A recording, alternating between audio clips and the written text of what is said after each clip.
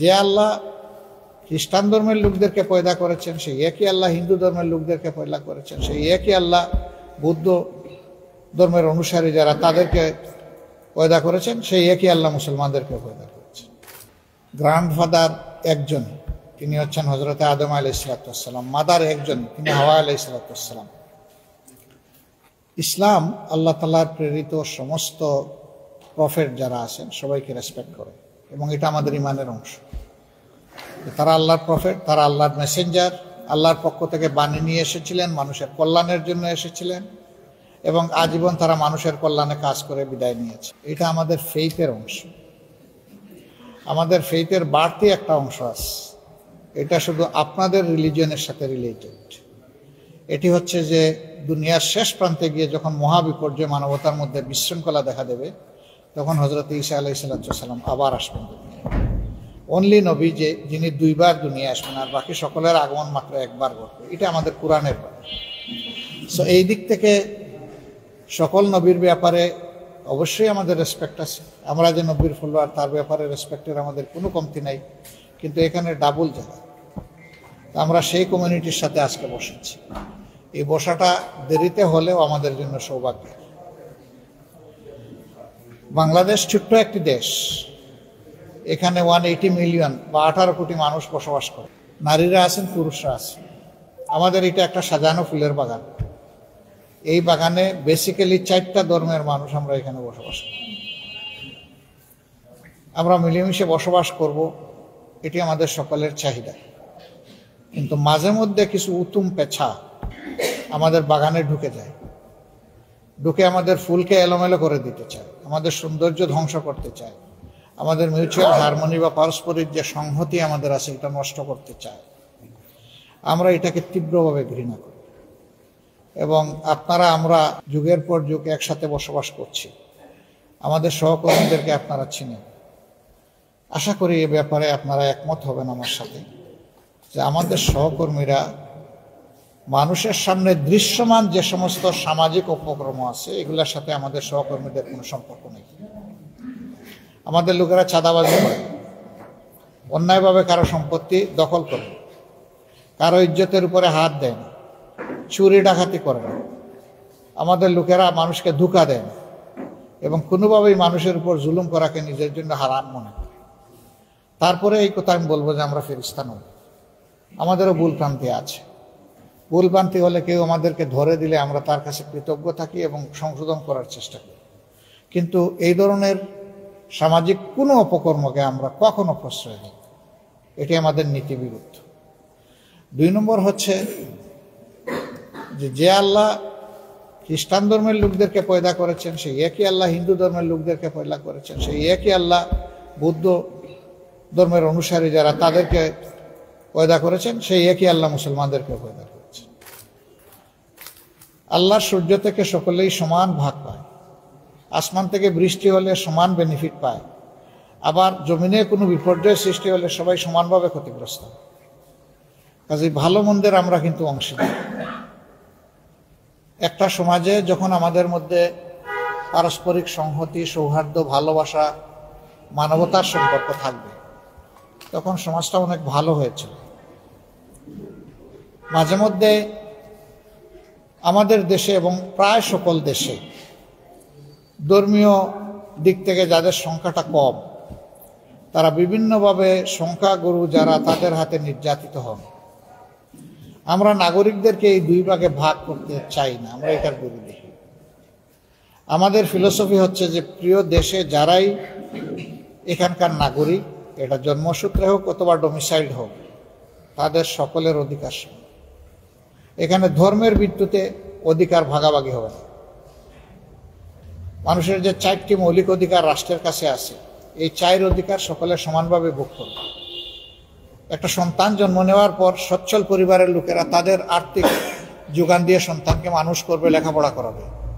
কিন্তু যার আর্থিক যোগান দেওয়ার সঙ্গতি নাই, তার দায়িত্ব সরকারকে, রাষ্ট্রকে নিতে হবে।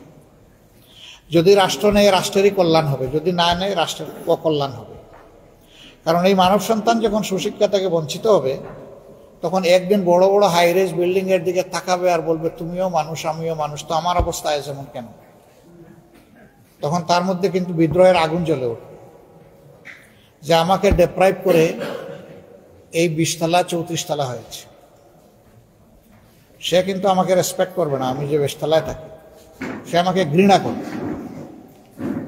তাকে ঘৃণা করতে আমি শিখিয়েছি, তার অধিকার আমি রাষ্ট্র দেইনি, সমাজ দেইনি বলে সে আমাকে আজকে ঘৃণা করছে। তাকে যদি মানুষ হিসাবে গণ্য করে আমরা তার মানবিক বিকাশে সহায়তা করতাম, তাহলে আজকে সে এই পর্যায়ে পৌঁছত না। আমি একবার আমাদের বস্তিগুলাতে একটা জরিপ চালিয়েছিলাম। 134টা বস্তিতে জরিপ চালায় কিছু ফাইন্ডিংস আমার সামনে আসলো। আমি দেখলাম যে সমাজের যত সন্ত্রাস, যত অপকর্ম 2 জায়গার মানুষ করে। এক হইল সবচেয়ে উচ্চশিক্ষিত যারা, তারা সন্ত্রাস করে কলম দিয়ে, ব্রেইন দিয়ে। আর যাদের কলমের জোর নাই, ব্রেইনের জোর নাই, তারা করে হাত দিয়ে। এবং এই অংশটা ম্যাক্সিমাম বের হয়ে আসে বস্তি থেকে। আসবে না কেন? সেও মানুষ। একটা বস্তির মধ্যে হয়তো 50টা কুপি আছে, সেখানে শত শত মানুষ বসবাস করে। মানুষ হয়ে ইতর জীবনযাপন করে, যেটাকে আমরা বলি মানবেতর জীবন। সেখানে সভ্যভাবে বাস করার কোনো উপায় নেই। এই ছেলেটা শিক্ষার আলো থেকে বঞ্চিত, তার স্বাস্থ্যসেবা থেকে বঞ্চিত, তার মানবিক বিকাশ থেকে বঞ্চিত। ওই যে আগে বললাম, তখন সে ফেরসাস হয়। আর সমাজের যে সমস্ত দুষ্ট লোক তাদেরকে ব্যবহার করে, ওদের দিয়ে প্রথমে মাদক, অস্ত্র এগুলার সংরক্ষণের ব্যবস্থা করে ওদের এখানে নিরাপদ জায়গা। এরপরে এদেরকে দিয়ে এক জায়গা থেকে আরেক জায়গায় চালান দেয়। চালান দিতে দিতে খাওয়া শেখায়। এরপরে এক সময় সেই ক্ষুদ্র ব্যবসায়ী হয়ে যায় যে চালান দিত আগে। এরপরে এক সময় ওকে দিয়ে ডাকাতি করানো, ছিনতাই করানোর প্রয়োজন হয়। ওকে মাথা ভাঙ্গা মোটরসাইকেল দেয়, যেটার কোনো licence registration up to date নাই। ধরা খাইলে সেই আবার গিয়ে ওরে ছুটাই আনে। তখন আবার ওর কবজার ভিতরে থাকে, গডফাদারের কবজার ভিতরে থাকে। একটা বিশেষ সার্কেলের মতো একে ঢুকায় ফেলে, একে বের হওয়ার আর কোন রাস্তা দেয় না। ওয়ান ওয়ে টানেল, একদিকেই দৌড়াবা, পিছনের দিকে আর ফিরে যাওয়ার কোনো রাস্তা নাই। তো দৌড়িতে দৌড়িতে সেও গিয়ে পড়ে খাদে, আর যে তার পিছনে গডফাদার ওরেও টানে খাদে। এইভাবে আমাদের সমাজ ধ্বংস হয়। আমরা এখন দেখি যে 2 শ্রেণীর মানুষ এই সমস্ত মদ মাদকতায় লিপ্ত, একদম হাইয়ার ক্লাস আর একদম নিচের জায়গা। এর জন্য আমরা সমাজ দায়ী, রাষ্ট্র দায়ী, রাজনীতিবিদরা দায়ী, আমাদের দেশের কলুষিত রাজনীতি দায়ী। রাজনীতি যারা করবে তাদের রাজকীয় মন থাকবে, তাদের মনে সমস্ত মানুষকে ধারণ করতে হবে, তাদের মধ্যে হিংসা, প্রতিহিংসা এবং লোভ থাকবে না। কিন্তু আমরা তো এর ঊর্ধ্বে উঠতে পারলাম না। আমাদের আগের 23 বছর, পরের 53 বছর একই তো অবস্থা। আমাদের 66 বছর তো আমরা একভাবেই কাটাই দিয়েছি। 76 বছর, এই 76 বছর আমরা একইভাবে আমরা কাটাই দিয়েছি। এর জন্য আমরা দায়ী। তো বলবেন যে আপনার মতো তো অনেক সুন্দর সুন্দর কথা আগেও অনেকে বলেছে, তো সমাজকে দেওয়া কথা তো রাখে না। এখন মিডিয়ার যুগ, প্রত্যেকটি মিডিয়া আমাদেরকে ধারণ করে এবং তাদের আর্কাইভে আমাদের কথাগুলো রেখে দেয়। যখনই আমাদের কোনো বিচ্যুতি ঘটবে, মিডিয়া তখন আস্তে করে ছেড়ে দিয়ে বলে, আপনি না বলেছিলেন। তখন একটা চাবুক মারে আমাদের উপর। যাদের লাজ লজ্জা আছে, এই চাবুক খেয়ে তারা সোজা হয়ে যায়, সংশোধন হয়। আর যাদের লজ্জা নাই, তারা আরো বেপরোয়া হয়। এখন লজ্জা যাদের আছে, তারা সংশোধন হবে, সমাজের ভালো কাজে আসবে, নিজেরও ভালো হবে, দেশেরও ভালো। কিন্তু সংশোধন যে হবে না, তার দ্বারা দেশের এবং সমাজের আরো ধ্বংস সাধন হবে। সে আরো বেপরোয়া হয়ে উঠবে, যে জেলেই যখন যেতে হবে, শাস্তি যখন পোয়াতে হবে, তাইলে একসাথে যা পারি তাই করি। এরকম বেপরোয়া ভাবই কিন্তু আমরা সমাজে দেখতে পাচ্ছি। আমি দায়িত্ব নিয়ে বলতে পারি এবং বিশ্বাস করি, রাজনীতিবিদরা ঠিক হয়ে গেলে দেশের 99% মানুষ ঠিক হয়ে যায়। কিন্তু রাষ্ট্রের শাসকরা যদি ঠিক না হয়, তাহলে কাউকেই ঠিক করা সম্ভব। অনেকে বলেন যে এটা করিও না, ওইটা করিও না, ওইটা করিও না। তার কর্মীরা বলে, আপনি কি করেছেন আমি জানি না। এখন যে নেতা নিজে অপরাধে লিপ্ত, সে যখন তার কর্মীকে ভালো কথা বলে, কর্মী তখন পেঁচার মতো হাসে। আপনি না বলেছিলেন, আপনি না এটা করেছিলেন, তখন তো কিছু করার থাকে না। আমরা আমি বিশ্বাস করি যারা নির্দিষ্ট ধর্মে বিশ্বাস করে তারা কখনো বেপরোয়া হতে পারে। তারা সবাই বিশ্বাস করে জীবন আমার শেষ নয়, আরেকটা জীবন আমার জন্য অপেক্ষমান। সেই জীবনে গিয়ে আমাকে ফাইনাল ডে অফ জাজমেন্টে আমাকে দাঁড়াতে হবে, আমার অ্যাকাউন্টেবিলিটি হিসাব ওখানে মিলিয়ে দিতে হবে। যিনি মিলিয়ে দিতে পারবেন তিনি সাকসিডেড হবেন, যিনি মিলিয়ে দিতে পারবেন না তিনি কট হয়ে যাবেন। এবং কট যিনি হবেন সব ধর্মই বলে যে তার জায়গা কোথায় হবে, একদম ঠিকানা বলে দেয়।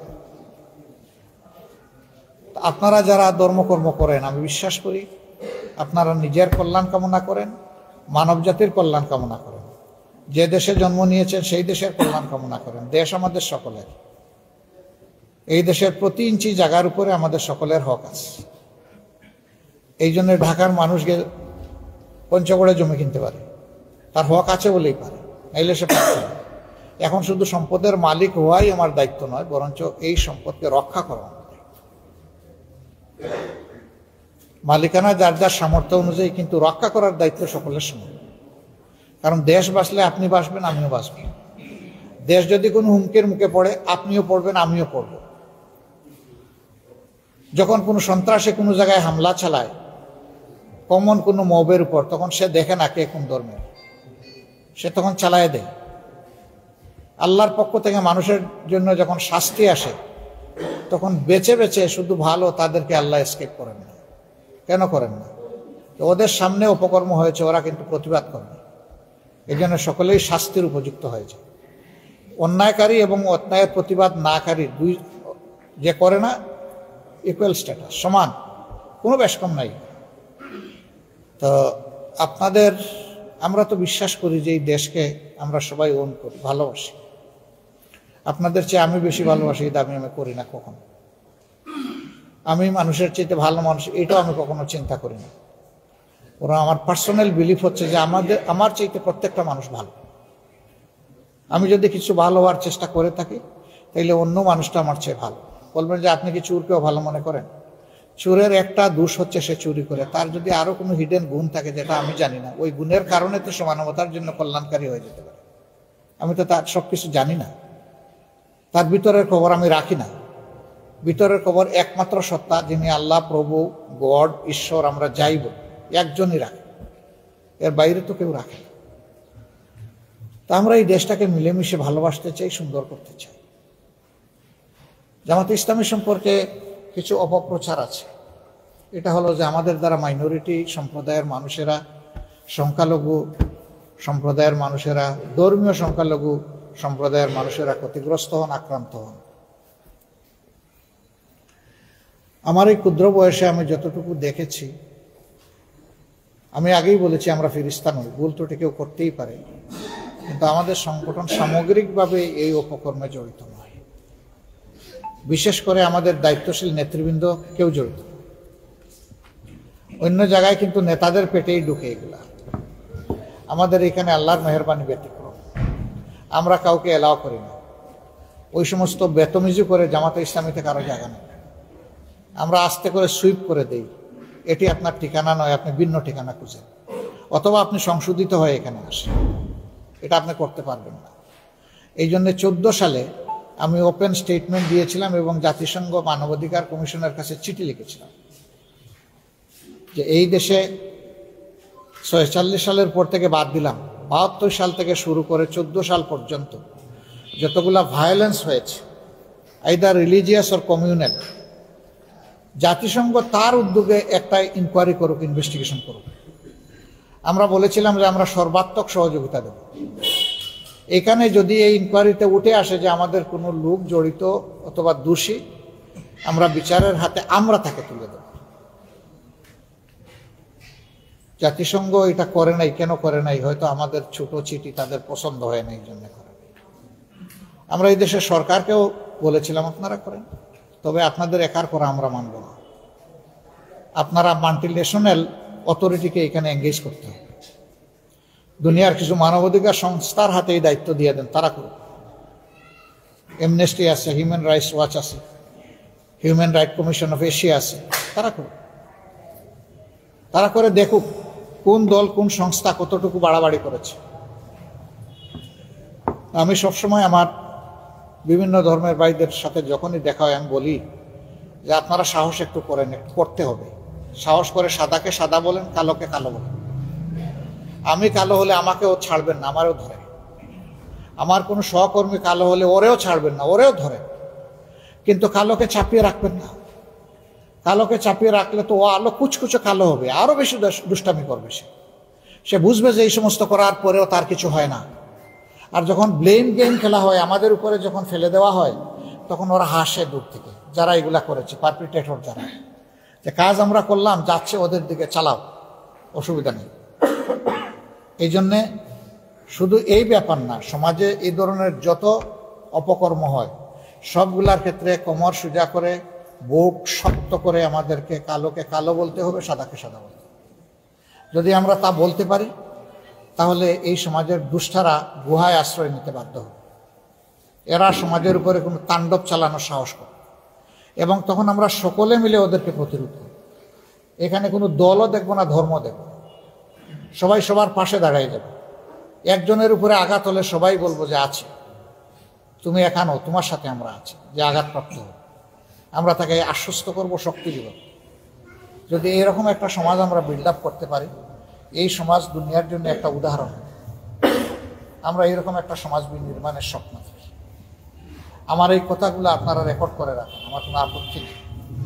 এর কোনো বিচ্যুতি দেখলে আমাকে, আমার সংগঠনকে ধরবেন, ধরে বলবেন যে আপনি না এত মজার মজার কথা বলেছিলেন, এটা কি করলেন, এটা আপনার সংগঠন কি করলো, আপনি বা কি করলেন। আমরা আপনাদের কাছে কৃতজ্ঞ হব আমাদেরকে শক্ত করে ধরার জন্য।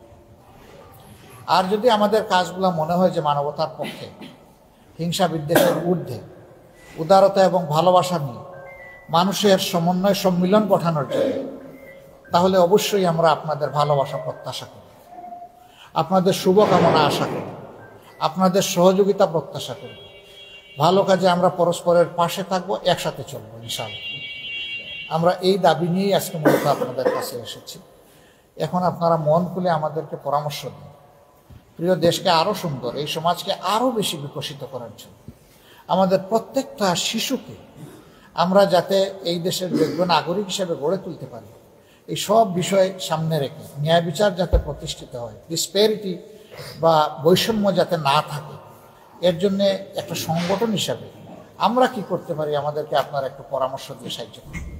আমরা আপনাদের কাছে কৃতজ্ঞ থাকব, এবং আমরা আশা করব যে আজকের এই পরামর্শ দেওয়া শুরু হলো, এটা যেন শেষ না হয়। আমাদের চলার পথ এখন থেকে হাতে হাত ধরে হবে ইনশাআল্লাহ, এবং আপনাদের অব্যাহত পরামর্শ সহযোগিতা আমরা চাইতেই থাকি। দেশের স্বার্থে, মানবতার স্বার্থে আমাদেরকে আপনারা সহযোগিতা করবেন, এবং যখন আমাদেরকে আপনাদের ভালো লাগবে তখন আমাদের জন্য একটু দোয়া করবেন। আপনারা যদি আমাদের সাথে অংশগ্রহণ করতে চান, দরজা খুলে আপনাদেরকে বুকে জড়ায় ধরব, কোনো সমস্যা নেই। আমাদের ধর্ম আপনাদের গ্রহণ করতে হবে না, আপনার ধর্ম আপনি নিরাপত্তার সাথে পালন করবেন। আমি চওড়া গলায় সবসময় বলি, নিশ্চয়ই কিছু কনসার্ন, কিছু উদ্বেগ আছে বলেই তো বিভিন্ন সময় গির্জা, মন্দির এগুলো আমাদের পাহারা দিতে হয়। আমরা এমন একটা দেশ গড়তে চাই যেখানে মসজিদও পাহারা দেওয়া লাগবে না, গির্জাও পাহারা দেওয়া, সেই নিরাপত্তা আমরা এসার্ট করতে চাই, নিশ্চিত করতে চাই। তা আপনাদের কাছ থেকে এখন কথা শুনবো। আমাদের বোনেরা আছেন, ভাইয়েরা আছেন, আপনারা খোলামনে আজকে কথা বলবেন। আমি শুনতে এসেছি, সময় বেশি নিয়েছি বলে দুঃখিত, আমাকে ক্ষমা করবেন। সবাইকে ধন্যবাদ।